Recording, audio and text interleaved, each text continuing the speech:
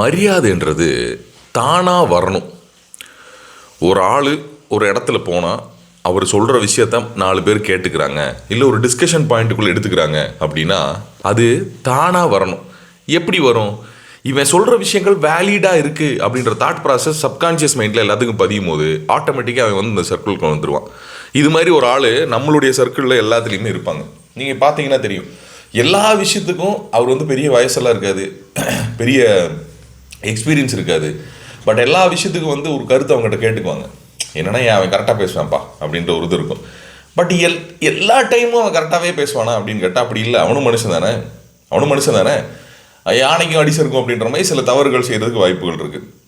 அப்படி இவர் செய்யக்கூடிய ஒரு சில தவறுகள், யார் செய்யக்கூடிய தவறு, முத்துக்குமரன் செய்யக்கூடிய ஒரு சில தவறுகளை தூக்கி பிடிச்சிக்கிட்டு வந்து முத்துக்குமரன் அப்படி ஆயிட்டான், முத்துக்குமரன் இப்படி ஆயிட்டான், முத்துக்குமரன் வந்து கேவலமாக பேசுகிறான், முத்துக்குமரன் அப்படி பண்ணுறான் இப்படி பண்ணுறான், இவன் வந்து டைட்டில் வின்னருக்கு தகுதியானவன் இல்லை அப்படின்னு வந்து சில பேர் பேச ஆரம்பிச்சிருக்காங்க. நேற்று டப்பா ஆடின டான்ஸில் வந்து பார்த்தீங்கன்னா, டப்பாவுக்கு வந்து என்ன பிரச்சனை அப்படின்றத நம்ம பார்த்துக்கலாம். நம்ம வந்து அது வந்து எப்படி நம்ம அதை பார்த்துக்கலாம் அப்படின்னு சொல்கிறேன்னா, தெளிவாக என்ன காரணத்துக்காக டப்பா இந்த ஆட்டம் ஆடுது, எதுக்காக முத்துக்குமரன் இந்த டார்கெட் பண்ணுது, எல்லாத்தையும் பார்க்க போகிறோம். சரி, first and foremost thing, Muthukumaran இப்போ ஓவராக வாய் விடுறாரு, ஓவராக வார்த்தைகள் விடுறாரு, ஓவராக பேசுகிறாரு, ஓவராக இது பண்ணுறாரு, அந்த மாதிரி கருத்துக்கள் வருது, அந்த மாதிரி இது வருது.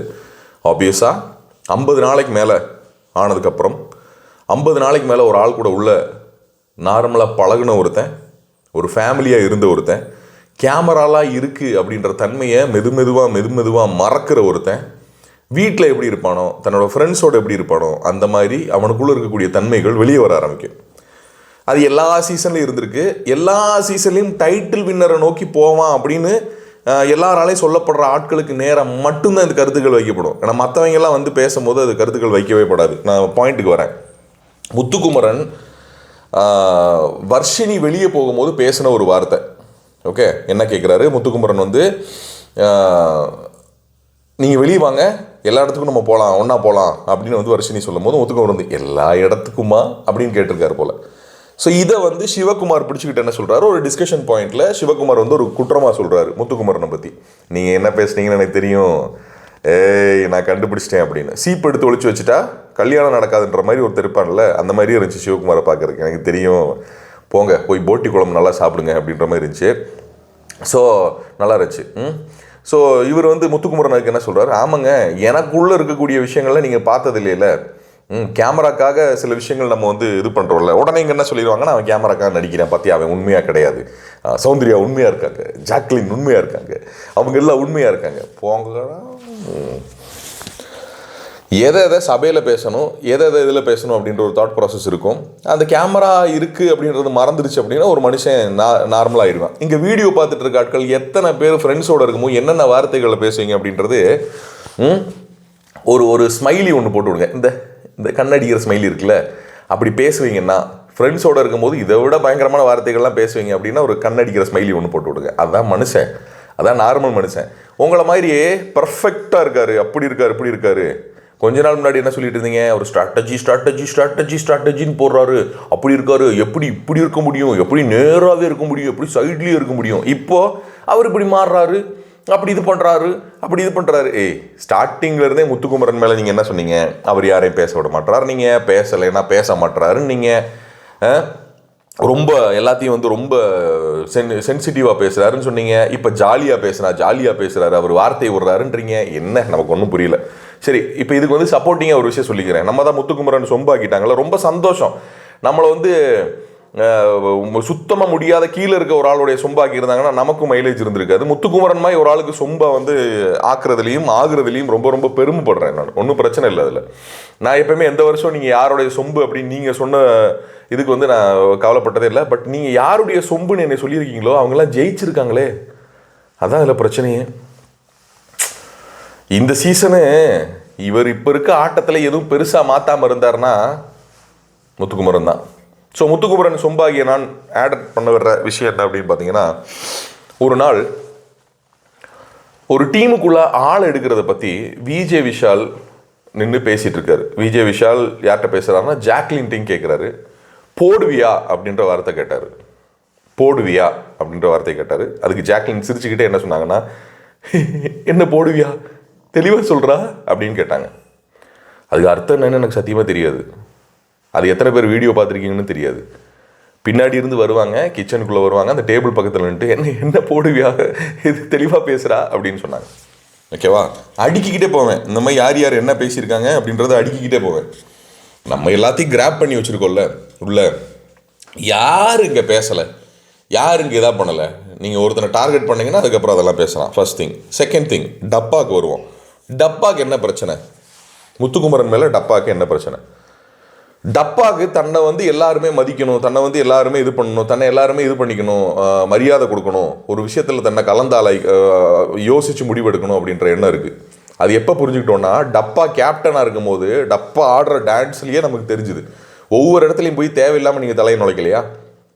அப்போ நான் கேப்டனாக இருந்தேன், கேப்டன் ஆகி முடிஞ்சதுக்கப்புறம் நுழைக்கலையா? நீங்கள் பேசலையா? நான் என்ன கேட்குறேன், முத்துக்குமரன் யாரை கன்சோல் பண்ணால் உங்களுக்கு என்ன? முத்துக்குமரன் சாச்சனாவை கன்சோல் பண்ணால் உங்களுக்கு என்ன? ஜெஃப்ரியை கன்சோல் பண்ணால் உங்களுக்கு என்ன? அதை பற்றி நீங்கள் இன்னொரு இடத்துல பேசுகிறீங்க.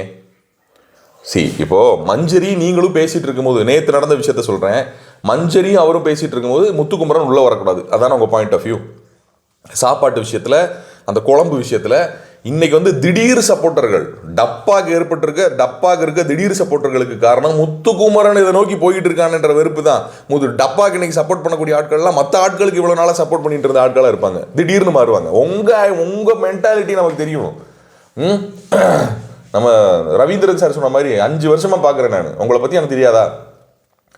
இந்த கமெண்ட்டில் போன வருஷம் வரைக்கும் நீங்கள் பக்காவாக பண்ணீங்க, இந்த வருஷம் இதாக பண்ணுறீங்க. உங்களுக்கு சப்போர்ட் பண்ணுற ஆட்களுக்கு நாங்கள் ஆதரவாக பண்ணிட்டா நாங்கள் பக்காவாக பண்ணுறோம், நீங்கள் உங்களுக்கு பிடிக்காத ஆட்களுக்கு நாங்கள் ஆதரவாக பண்ணிட்டோம்னா நாங்கள் நல்லா பண்ணலை. போங்கய்யா, போய் வேலையை பாருங்க. இது நீங்கள் எப்படி எடுத்துக்கிட்டாலும் சரி, தலைக்கணன் எடுத்துக்கிட்டாலும் சரி, எப்படி எடுத்துக்கிட்டாலும் சரி, நான் இப்படி தான் என் மனசுக்கு பிடிச்ச ஆட்களுக்கு தான் நான் சப்போர்ட் பண்ணியிருக்கேன், உங்கள் மனசுக்கு பிடிச்ச ஆட்களுக்கு இல்லை. ஒன்று. ரெண்டாவது விஷயம், டப்பாக்கு இருக்க பிரச்சனை என்னென்னா பொறாமை.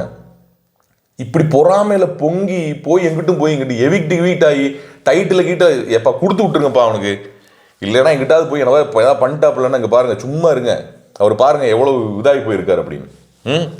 ரொம்ப பொங்காத, சரியா? அந்த அளவுக்கு முத்துக்குமரனோட சேர்த்து வச்சு டைட்டில் வின்னராக முத்துக்குமரனோட சேர்த்து வச்சு அந்த இடத்துல பார்க்குற அளவுக்குலாம் வர்த்தே கிடையாது டப்பா. எம்டி டப்பா மேக் மோர் நாய்ஸ். பட்ட பட்ட பட்ட பட்ட பட்ட பட்ட பட்ட பட்ட பட்ட பட்ட பட்ட பட்ட பட்ட பட்ட. உங்களுக்கு என்ன பிரச்சனை தெரியுமா? மஞ்சரிய நீங்க மாக் பண்ணீங்க, நீங்க தைரியம் இல்லாத ஆளு அப்படின்றதுக்கு நான் ஒரு உதாரணம் சொல்லட்டுமா? டப்பா மஞ்சரியை பார்த்து அப்படின்னா ஆக்டிவா இருக்கணும்னா காஃபி தான் கொடுக்கணும், காஃபி தான் போட சொல்லணும் அப்படின்னு சொல்லிட்டு நீங்க சரியான தைரியமான ஆளா இருந்திருந்தா, ஆமா நான் நேரா பார்த்து சொன்னேன்னு அந்த கான்வர்சேஷனை வளர்த்துருக்கணும். ஏன் நான் பேசக்கூடாதா? முத்துக்குமரன் நான் இந்த இடத்துல பேசக்கூடாதா?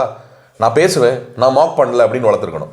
சைடில் தீபக்கை பார்த்து சொன்னேன்னு ஒரு உருட்டு நீங்கள் வருங்க. சைடில் தீபக்கை பார்த்து சொன்னேன்னு அன்னைக்கு அவங்க வந்தவாளெல்லாம் தெளிவாகி போச்சு. ஓகேவா? நான் தைரியமான ஆளு, நான் நேராக பேசுவேன், இந்த ஈர வெங்காயமெல்லாம் வேற எங்கேயாவது போய் சொல்லுங்கள். டப்பாக்கு அன்னைக்கு முத்துக்குமரன் கரெக்டாக பாயிண்ட் எடுத்து பேசுறது டப்பாக்கு பயத்தை கொடுத்துருச்சு. நீ மாக் தான் பண்ணீங்க அப்படின்னா, மாக் பண்ணுறீங்க அப்படின்னு சொன்னால் உங்களுக்கு ஒரு கோவம் வருதுல்ல. அப்போ எல்லாத்துக்கும் நீங்கள் ஊடையில் வராதிங்கன்னு சொன்னால் உங்களுக்கு கோவம் வரக்கூடாதா? அங்கே ஆரம்பித்த பிரச்சனை அதை மனசில் வச்சுக்கிட்டாரு. எதுக்கு நீ உள்ளே வந்த, எதுக்கு நீ இது பண்ண, ஏன் உள்ளே வரக்கூடாதா? எத்தனை இடத்துல விஜய் விஷாலுக்கு ஒரு பிரச்சனைமோ நீங்கள் உள்ளே போயிருக்கீங்க, உங்களுக்கு ஒரு பிரச்சனைமோ விஜய் விஷால் உள்ளே வந்திருக்காரு. இதெல்லாம் ஆரம்பிச்ச விஜய் விஷால்கிட்ட இருந்து தான், அதை பார்த்துக்கலாம், ஒன்றும் பிரச்சனை இல்லை. இதுக்கப்புறம் இந்த மேட்ரு சாச்சனா அழுத மேட்ரு, அதில் சாச்சனாவை இவர் சாச்சனா தான் முத்துக்குமரனை கூப்பிட்டாங்க அப்படின்றது உங்களுக்கு தெரியவே தெரியாது. உடனே முத்துக்குமரன் முதுகில் ஏறுறது. இவனுக்கு என்ன சார் பிரச்சனை? அவன் ஏன் சார் அங்கே போகிறா? அவன் ஏன் சார் கன்சல்டேட் பண்ணுறான்? 2 பேருக்கு நடுவில் நடக்க பிரச்சனை சார், அவன் ஏன் சார் போகிறான்? டப்பா என்ன நடக்குதுன்னே தெரியாது டப்பா உங்களுக்கு. சும்மா டான்ஸ் ஆடிட்டே இருக்காதீங்க, புரியுதா? நேற்று நடந்த பிரச்சனை அதே மாதிரி முத்துக்குமரனை அடித்தா மேலே வந்துடலான்ற தாட் இருக்குல்ல. என்ன அதாவது எல்லா கிணத்து தவளைகளுக்கும் ஒரு தாட் இருக்குமா, இந்த உலகம் அதுதான் அப்படின்னு. அந்த மாதிரி தான் இப்போ டப்பாவோட மென்டாலிட்டி இருக்குது. அவர் எடுத்துட்டார்னா, ஸ்டாண்ட் எடுத்துட்டார்னா தாறுமாறு, தக்காளி சோறு, ஒரு வெங்காயமும் கிடையாது. முத்துக்குமரன் பெர்ஃபெக்ட் இல்லை, அல்டி பாஸ் எப்பயுமே இம்பர்ஃபெக்டான ஆட்களுக்கு தான் சப்போர்ட் பண்ணியிருக்காங்க. பர்ஃபெக்டான ஆட்களால் இந்த உலகத்தில் வாழ முடியாது. அருண்குமார் வெரி வெரி பர்ஃபெக்டான ஆள். எப்போ தெரியுமா? இன்னொருத்தனுக்கு ஒரு விஷயம் வந்தால் மட்டும் தனக்குன்னு வந்தால் விட்டுருவார். ஸோ டப்பாவை பற்றி உங்களோட கருத்துக்கள் என்ன அப்படின்றத கமெண்ட் செக்ஷனில் மென்ஷன் பண்ணுங்க. டப்பாவுடைய ஆட்டம் இன்னும் தொடரும் என்று நினைக்கிறேன். டப்புக்கு டப்பா ஆட்டம் தொடர வாழ்த்துக்கள். நம்மளும் டப்பாவை அடித்து நிலைக்க வேண்டியிருக்கு கொஞ்சம்.